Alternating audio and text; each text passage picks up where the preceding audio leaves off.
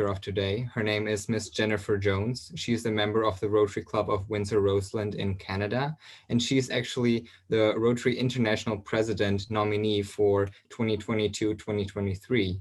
And it is a groundbreaking selection that will make her the first woman to hold that office in the organization's history of 115 years. So without further ado, Miss Jennifer Jones.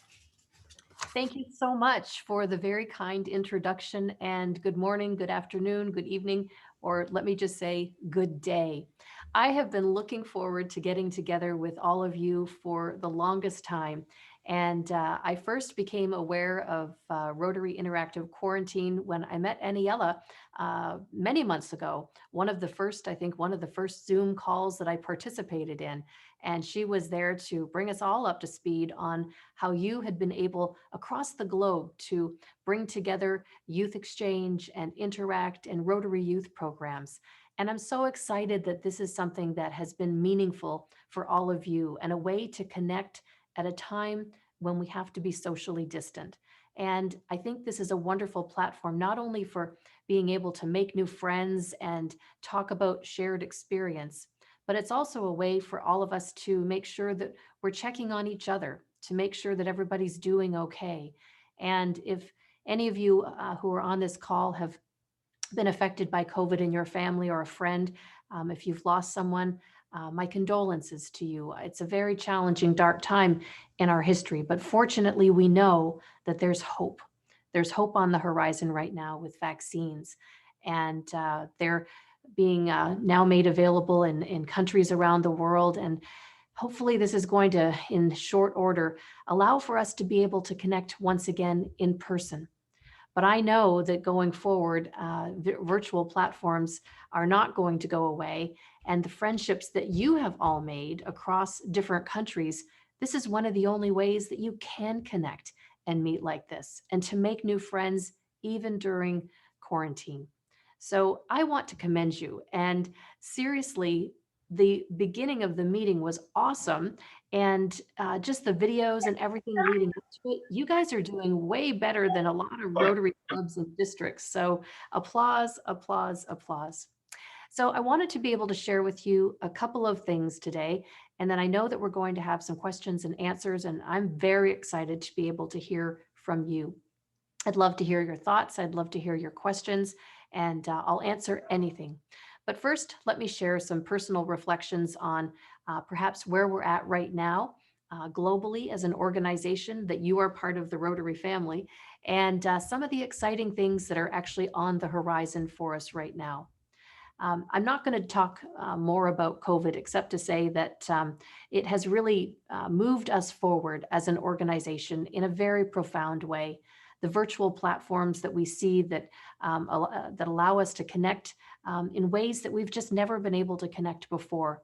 And you Rotary Interactive Quarantine are a best practice, and so you should be very proud of yourselves for what it is that you've been able to create. And I hope that you're looking for more members, because I'm talking about you all of the time. So hopefully that might stir some as well. I want to tell you a brief little story. A few years ago, my younger brother and we were sitting and having a conversation, and I was preparing to do a media interview.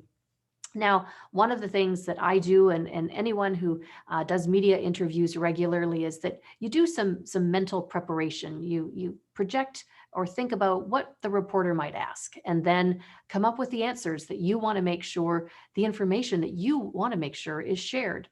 And so I was sitting having a dialogue with my brother as I was preparing for an interview, and out of his mouth came these words.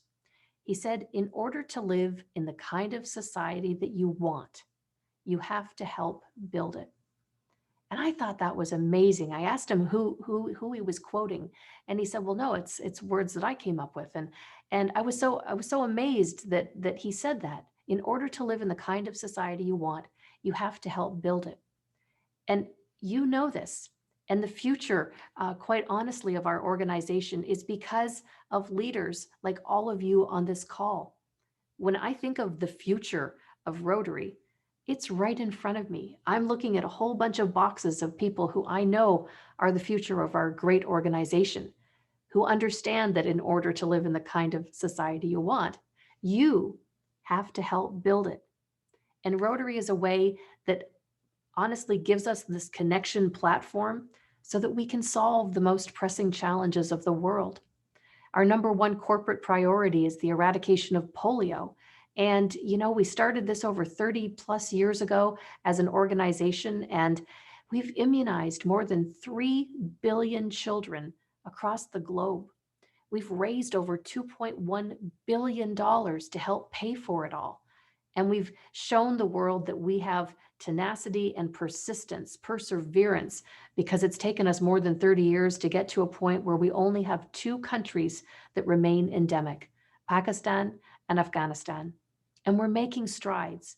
We've made a promise to the children of the world to eradicate this disease, and Rotarians keep their promises. So that is one of the exciting things on our horizon, looking forward to the eradication of a disease. And it's taken us step by step to be able to get there. Last August, even in the middle of 2020, one of the darkest years of all of our lives, we had good news last August when we were able to take Nigeria off of the endemic list. They no longer have cases of wild polio virus there. And what that meant was not only was Nigeria polio free, but the entire African continent, we could say, no longer had polio. And so, as I say, even in the midst of some of the darkest days, some things that provided us with reason to celebrate. Now, additional reasons for us, I think, to celebrate and things that are into our future. On July 1 of this year, we are going to launch the environment as a new area of focus for Rotary. We have several different areas where we focus on maternal and child care, literacy, clean water, sanitation and hygiene, development of peace, all different things that we focus our energy on. But the environment hadn't been one of them. You and I both know that the environment is in trouble and that we all collectively have the ability to make a difference.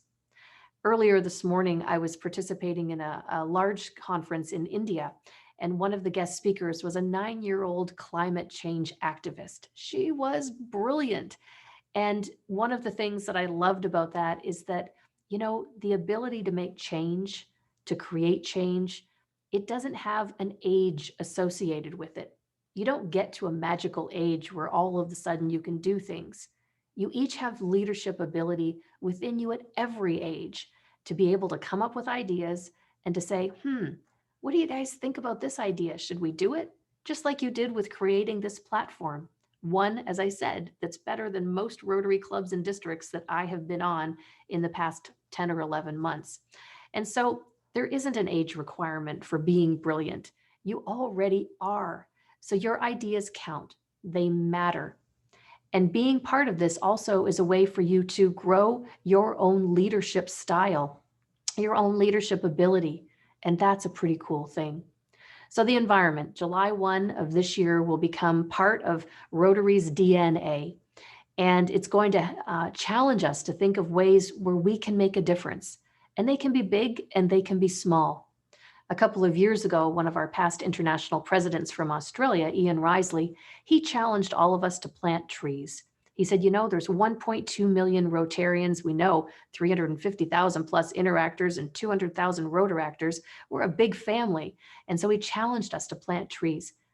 I have no idea, nor does he, how many trees have been planted, but it's in the millions.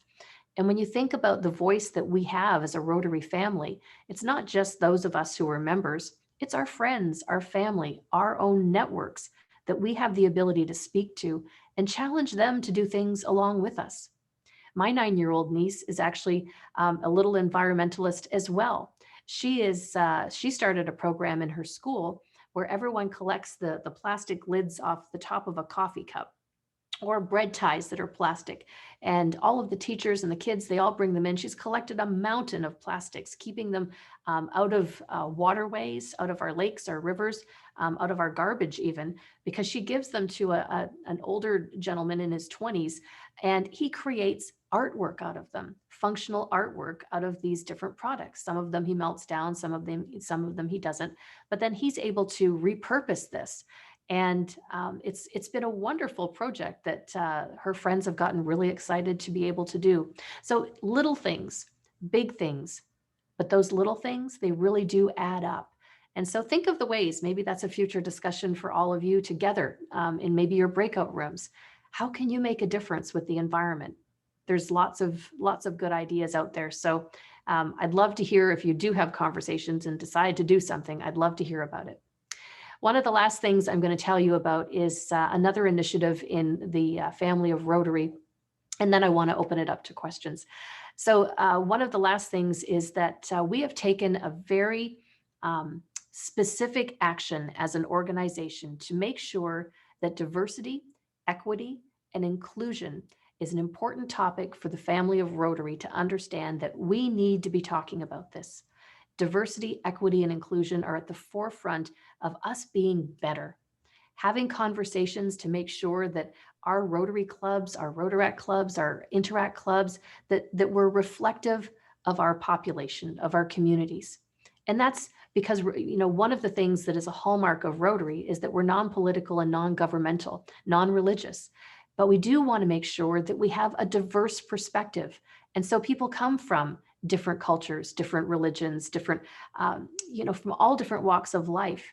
And because we don't make things political or about government or religion, we can have safe conversations that can make our communities better.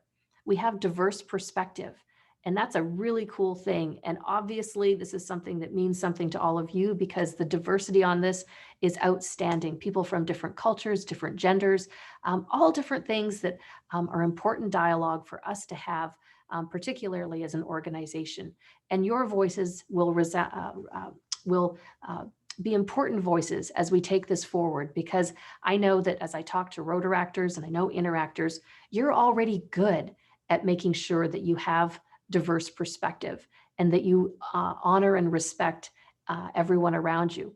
And that's, I think, something that a lot of Rotary clubs can take a page out of your book, that we can learn from all of you. So let me just say thank you.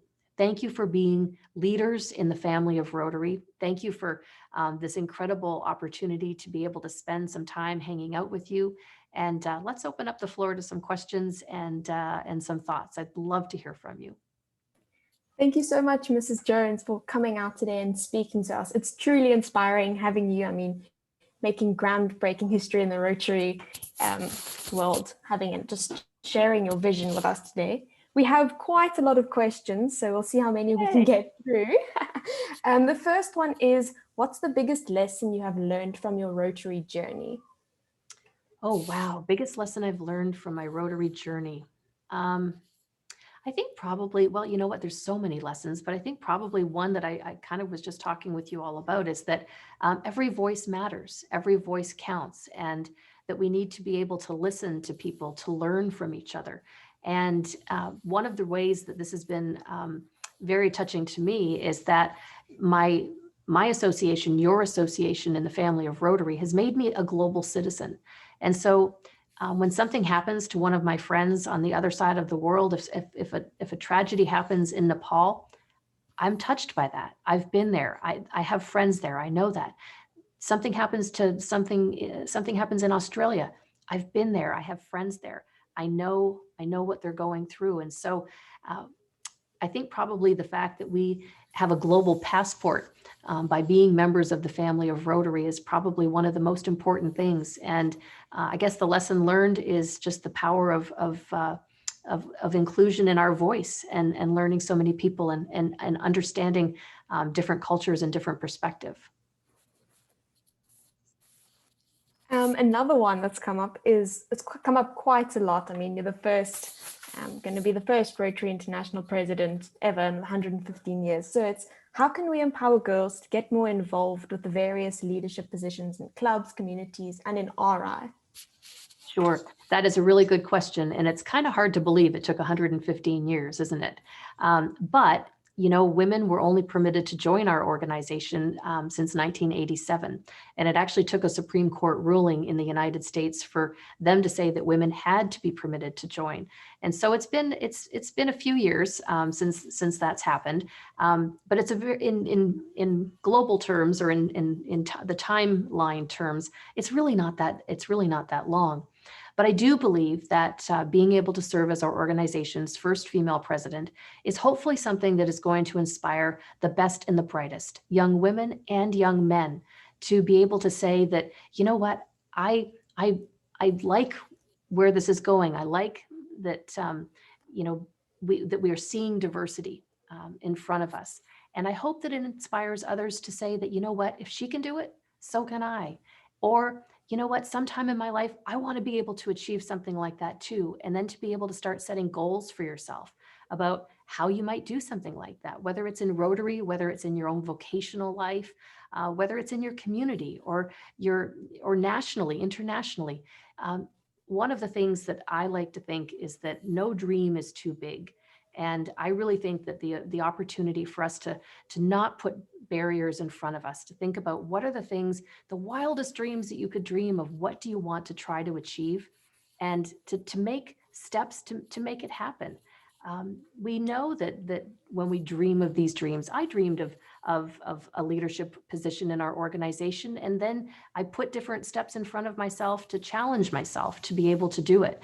And so everything is possible. And I guess that's probably the biggest key, is that, you know, when I talk with Rotarians or Rotaractors, interactors, the I guess probably one of the most important things that I've talked about in terms of being a woman in this role is that, yes, I want to inspire and motivate others, but I also want people to understand that I'm here because I'm qualified, and that it wasn't just a selection because, oh, we should probably have a woman at some point.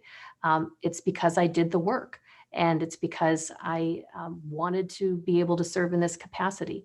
And so I hope that's a message for all of you, that if there's something that you want to do, there's something you want to achieve, you have to think of it, you have to say it out loud, and then you have to set your path and then go for it. I think so, for sure. I mean, you're a living example that when you set your mind to it and just take those baby steps, you can get to where you achieve, no matter how big or small. So with that being said, there have been a lot of questions about your motto and theme and vision for your presidential year. Can you share that with us? I wish that I could. And that's a very clever way of asking about it.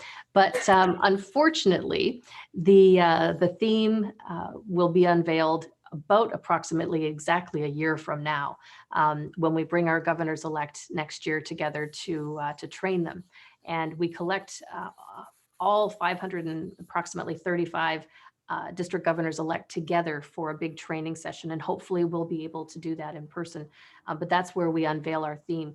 Similarly, on February 1st of this year, our incoming president-elect Shekhar Mehta from India is going to reveal his theme for the year ahead. And it's I don't know it, but I know the essence of what it is that he wants to accomplish, and it's very exciting. I think it will resonate very powerfully with all of you. What I can tell you is that certainly diversity, equity, and inclusion is something that I will be speaking a lot about. I think that it's a platform, certainly as our first woman, to be able to talk about inclusion and diversity, but through the lens of diverse perspective, making sure that we have balance of both men and women, cultures, gender, sexual orientation, all of the different things that represent the best of bringing people together and the best of diversity. So that's a dialogue I will be certainly having. My vocational background, I own a television media production company. And so for me, telling our stories to the rest of the world is very important. And so trying to raise more awareness about our organization and all of the good that we're doing in the world, that will definitely be a priority. So reaching out to notable figures in our world, to international media outlets, to help have them help us tell our story. Those are going to be things that I'm really focused on. We're very much looking forward to then hearing about your theme and motto next year. It was a bit of a far-fetched question, but we have one more question just for today, and then I think any other questions we'll direct you via email or something Perfect. along those lines. But it's, what do you see the Rotary Youth doing in the future? Where do you see us going? What are your big dreams for us as the Rotary Youth of the world? Well, as I said in the beginning, and it's a great question to be able to end on, I see you as our future. I think that the fact that you have made it a priority to organize, to be part of something, to be part of the family of Rotary, hopefully this is the beginning of a journey for you that lasts a lifetime. And whether it's through youth exchange, whether it's through Interact, through RILA camps, becoming maybe becoming a scholar within our organization, understanding that the world is available to you, and that this opens the kind of doors for you to be able, as I said earlier, to dream your wildest dreams and then accomplish it. And so I hope that this is the beginning of your relationship with Rotary, and one that will last a lifetime, and one that will fill your heart with so much joy in the ability to just do great things in our own communities, in our world, but most importantly, the lasting change that we have within ourselves. And that's something that we get as a paycheck by doing service. Not only service, which is the hallmark of what we do, but it's also the friendships and the connections that we make with each other, the ability to become better leaders. These are all things that we get by virtue of being involved with Rotary. So thank you to all of you for making it a priority, and thanks for getting together on a Saturday morning to listen to some of my thoughts. It really